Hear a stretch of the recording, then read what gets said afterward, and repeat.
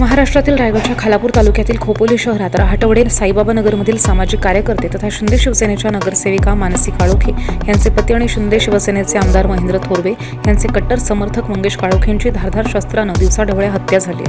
आज 13व्या दिवशी त्यांच्या राहत्या घरी दिवसकार्य पार पडले। यावेळी मंगेश काळोखे यांना श्रद्धांजली वाहण्यात आली। यानिमित्त प्रवचन कार्यक्रम सुद्धा पार पडलाय। यावेळी काळोखे कुटुंब शोकसागरात बुडालेले होते। यावेळी आमदार महेंद्र थोरवे आणि शिवसेना कार्यकर्ते नातेवाईक मोठ्या संख्येने उपस्थित होते।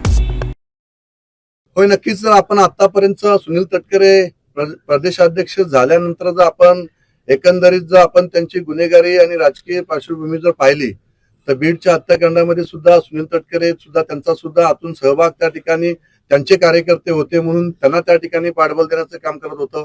परंतु महाराष्ट्र पोलिसांनी त्या ठिकाणी चांगलं काम त्या ठिकाणी केलं, चांगलं इन्व्हेस्टिगेशन त्या ठिकाणी केलं आणि आरोपींना त्या ठिकाणी जेलबंद केलं।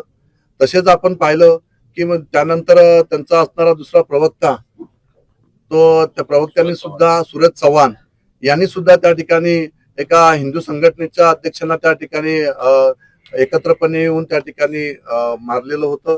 त्याच्यात सुद्धा त्यांना तात्पुरते त्यांना त्या ठिकाणी हे करून दाखवलं की त्यांना सस्पेंड करण्यात आलं।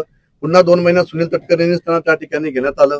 इथे सुद्धा आज जे काही हत्याकांड एवढं मोठं घडलेलं आहे आणि एवढं मोठं हत्याकांड घडलं असताना सुद्धा अशा पद्धतीचं जाहीरपणे पाठबळ देणं आणि अशा पद्धतीने मैं हूं डॉन या गाण्यावर 5 दिवस झाले असताना 8 दिवस झाले असताना डान्स करणं हे खऱ्या अर्थाने म्हणजे मानवी जीवनाला काळिंबा फासणारी गोष्ट सुनील तटकरेंच्या माध्यमातून या ठिकाणी होत आहे।